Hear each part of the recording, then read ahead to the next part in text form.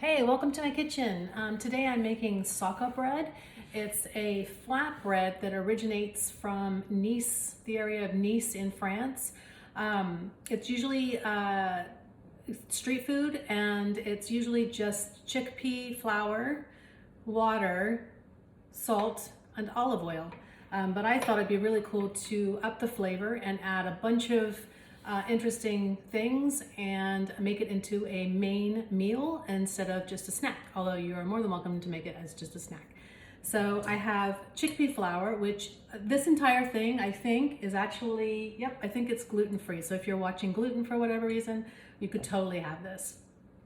So this is chickpea flour. It's also known as garbanzo flour or garbanzo fava flour. Doesn't matter, it's all the same thing. So I have 1 cup of chickpea flour, and I have 1 cup of filtered water, just like regular drinking water. I'm gonna go ahead and pour that in and mix that up. It's gonna make a nice batter. Now you can make this, it's a good idea to let it sit, although I didn't think about that. I'm just remembering now that I'm telling you. I think it'll be just fine. But it's a good idea to let it sit for about 20-30 minutes. You can also make it, if you're gonna have it for breakfast, make it the night before, stick it in the fridge and let it sit overnight even. But you wanna use a whisk to whisk that up, get all the lumps out. I'm gonna add a 1/2 teaspoon of kosher salt. And I'm going to add 2 tablespoons of olive oil. Use something flavorful because again, this chickpea flour is pretty flavorless, and you want to add some really good flavors into here so it makes it taste good. All right, so that is your traditional chickpea socca bread recipe. What we're going to do to add a ton of flavor is I have sauteed off 1 large onion. I cut it into like a medium dice, and I added about 6 cloves of garlic. I just minced it up. You can use one of those garlic presses. That works just fine here. You want to cook the onions until they're translucent in a little tiny bit of olive oil in a non-stick pan over medium heat. Once that gets translucent, then add your garlic and let that cook for a couple of minutes, and then add a little bit of salt. If you add salt too early to onions, you will make the onions release some liquid, and then they'll end up steaming, and they won't end up sauteing as well.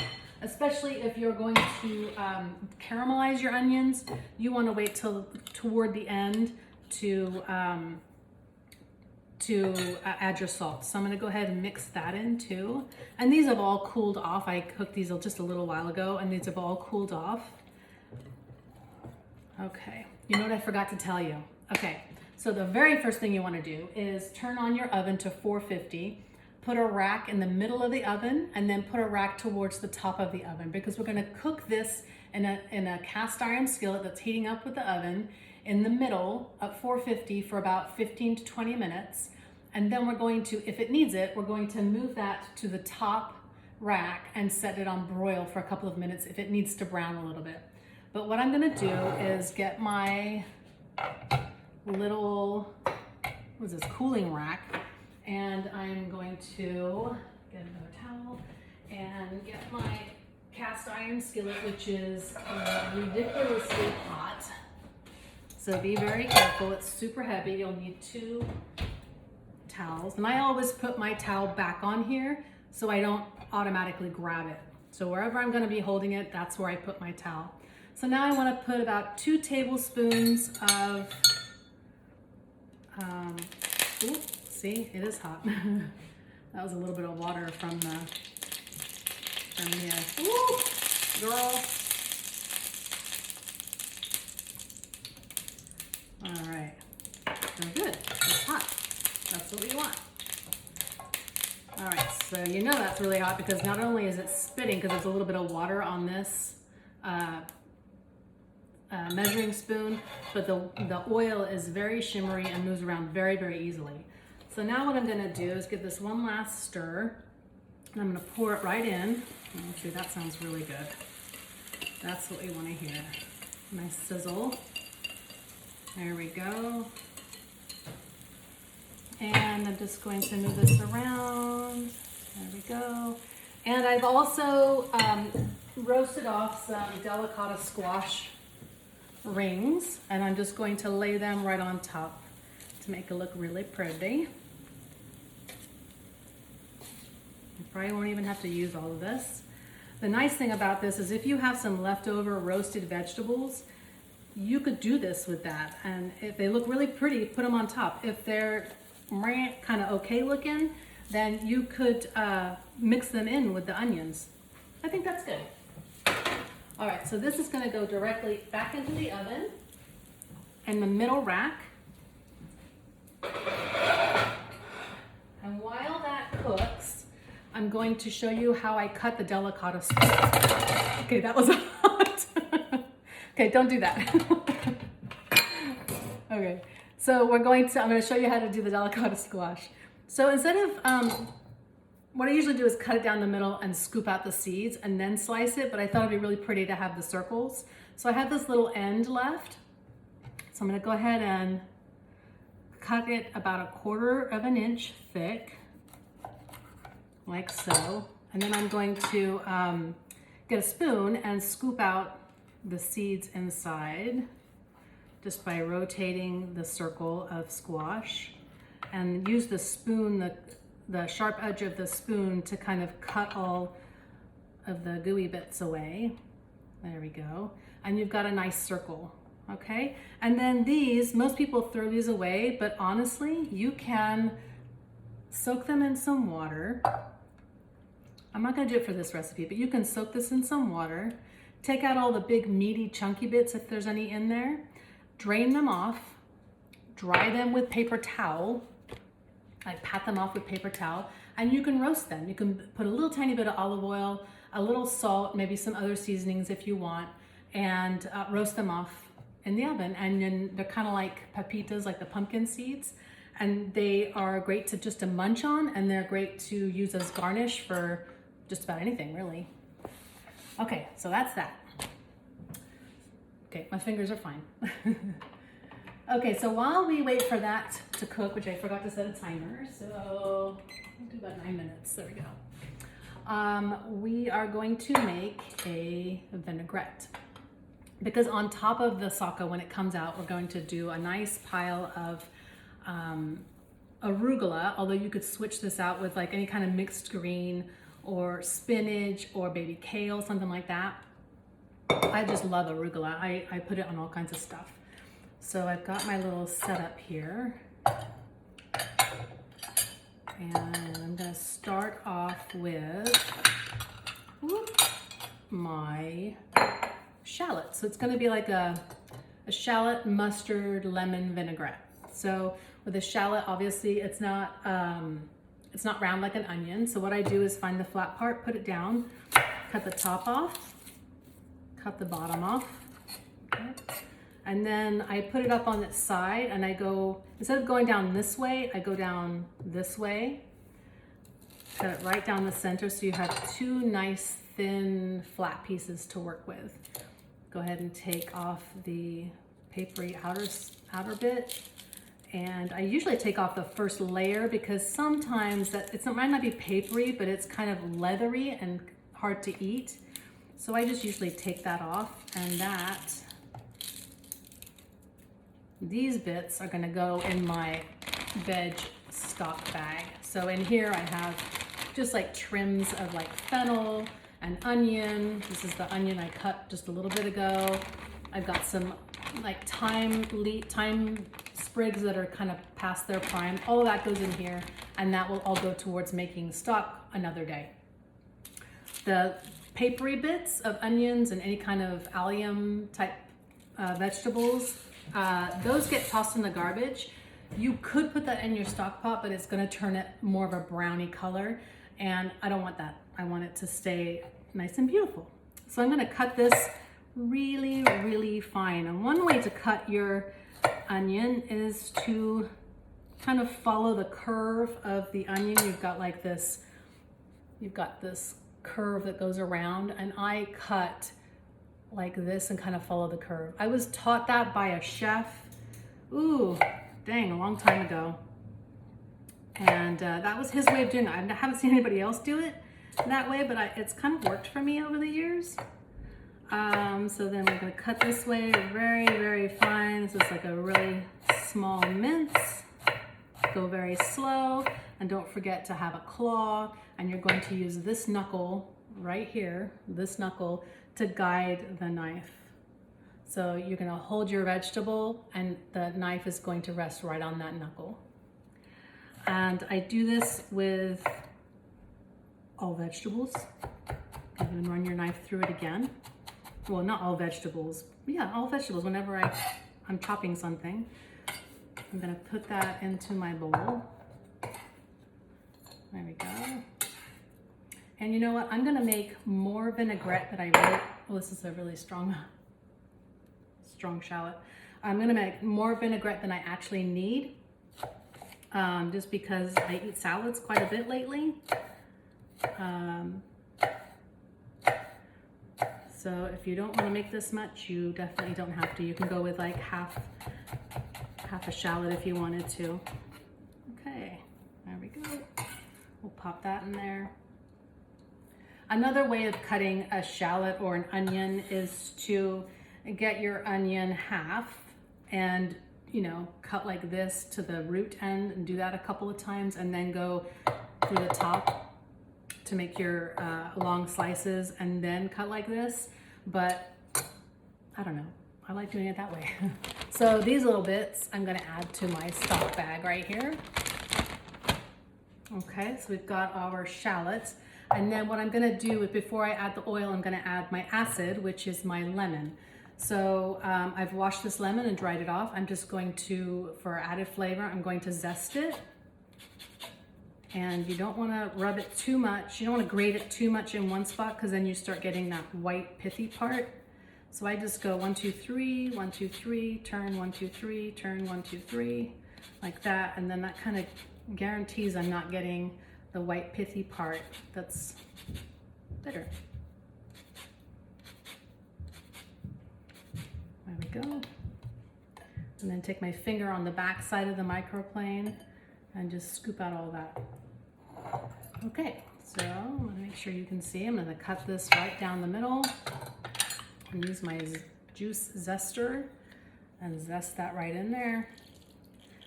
And then when I do that, I always turn my zester, and usually there's a lot of juice that comes out on the side. But of course, now that I'm telling you, it's not gonna happen. Oh, there we go, see? That's like a good ½ teaspoon right there. All right, so I'm gonna just swirl that around a little bit and make sure that all of that's in there. Let that sit for a couple seconds. There we go. I'm gonna add a little bit of salt. And what else do we have in there? Oh, and the mustard. Can't forget the mustard. I love Dijon mustard. It's really great at helping to emulsify the vinaigrette. I'm probably gonna add that's probably about a teaspoon. This is a funky shaped spoon, so that's probably about a teaspoon. Okay, I'm just gonna check on my bread. Yep, it's coming along nicely. I'm gonna stir that up.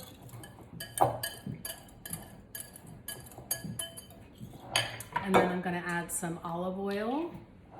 And I'm not even gonna measure it. I'm just gonna kind of double the volume that I've already got in here. And it goes in very, very slowly, and I'm just gonna continually whisk until I get to the consistency that I like. Usually when you make a vinaigrette, it's a 2-to-1 ratio. It's 2 parts oil to 1 part acid, like a vinegar or a lemon juice or a combination of that. I find that a little too oily for me, so I usually do 1-to-1 or a 2-to-1 in the other way. So sometimes I'll do like 2 parts acid and 1 part oil.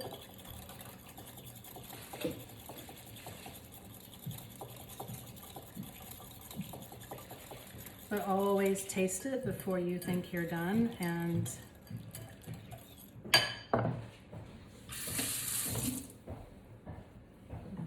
a little taste. I didn't forget my salt this time. I need a little more.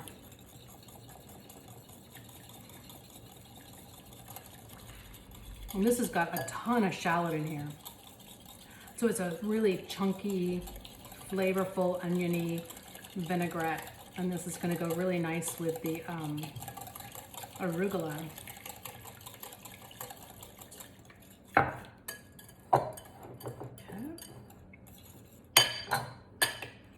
Give another taste. Getting there. You know what? I'm gonna add some honey to this. Sometimes the lemons can be really acidic, and that one was pretty acidic.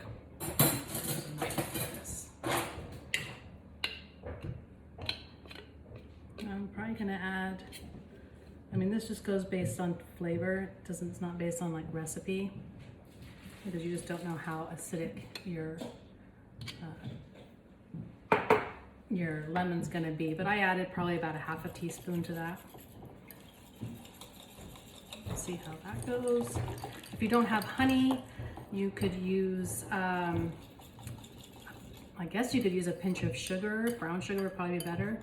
You could also use like a maple syrup, or molasses might work. I'm not quite sure. I've never used that before, but it's sweet. All right, there's my timer. That was only about 10 minutes. So yep, that can go. You know what? I'm gonna test it. So I'm gonna go inside and see what it feels like. Well, yeah, that feels like it's almost done. It's not, doesn't have the color that I want, so I'm going to take that and move it up to the top rack.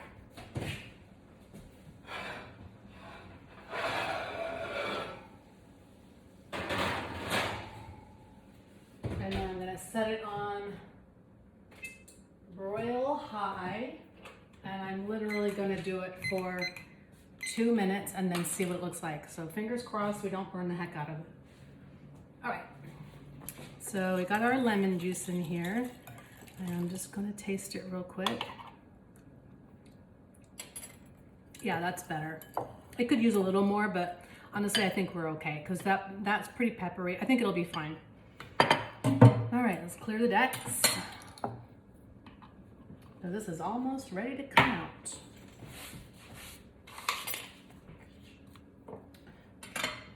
The worst part about cooking is the cleaning up.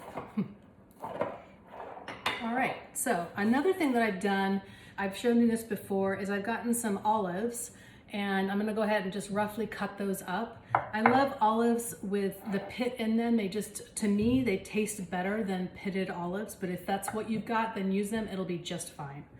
So instead of hitting it really hard and then watching half of it go fly across the room, I just tap, tap, tap. And the next one, tap, tap, tap. And the last one, tap. And then I'll pick out the pit and put that aside. Sometimes, last time I did this, the pit actually broke, and there was a little bit of the shell from the pit inside. So make sure that doesn't happen. If it does, you'll just have to pick it out. And you can either break them up into real rustic type pieces, but for this, I went ahead and chopped it up. If you don't have green olives, you could use Kalamata olives, work really well here. Black cured olives work really well. But for me, those canned black olives that you find like on pizzas, those should be outlawed because they're gross. Although Chloe likes them. I don't know, not my kid, I guess. All right, so I'm just gonna check on this. I think we're good. I think, I'm gonna go ahead and take it out. Yeah, I don't want it to get any more dark than this. So here's our socca bread. So this actually looks really yummy because I don't know if you can see, but around the edges, it's nice and like toasty around the edges. Do you see that? And there's a little bit of color on there. It looks really good. So I'm gonna push this aside. Try not to burn myself this time. There we go. Straighten out my board. I'm just gonna dress my salad real quick. And again, I'm not gonna use a lot, just gonna use a little.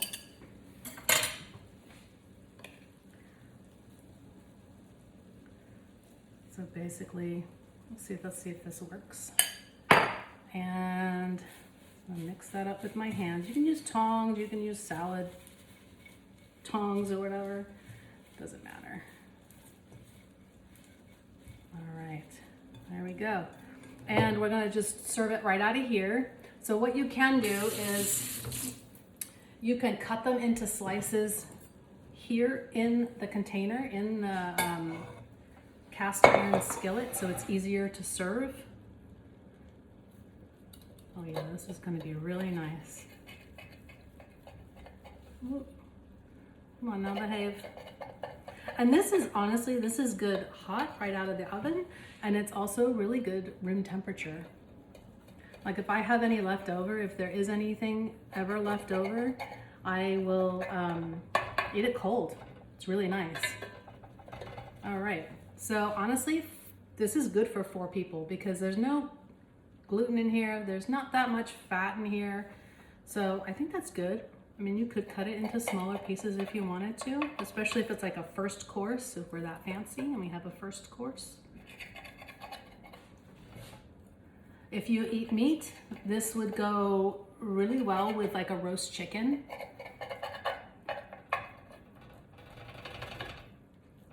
Ooh. There we go. I think that's, come on. Okay, that's good. All right, so I'm gonna go ahead and add my arugula, my dressed arugula in the middle, like so. It has a really nice presentation, to be honest. My hands real quick. And then our olives. This would actually look really good with black olives because then they would really stand out, but this is what I have. And you could add any kind of nut, like a walnut would be really good here. Pumpkin seeds would be really good, but whatever you use, toast them up because that really enhances the flavor. So there you have it. Let me give you a close-up of my socca bread, which is pretty fancy if you ask me. Let me get a plate and